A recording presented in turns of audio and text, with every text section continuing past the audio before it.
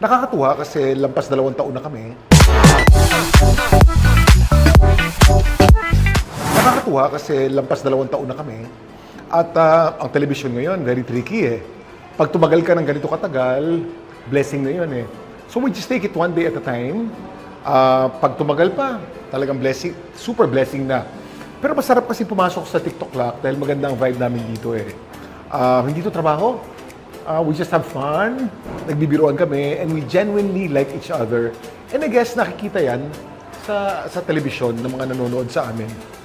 Yung genuineness at yung pagkagaang ng pakiramdam. Pag mabigat kasi yung pakiramdam, pag nagtatrabaho ka, feel mo yan. At kitang-kita yan. Kasi tunay kaming magkakaibigan. So in and out of the studio, magkakasama kami. Ang friendship namin ay hindi lamang trabaho.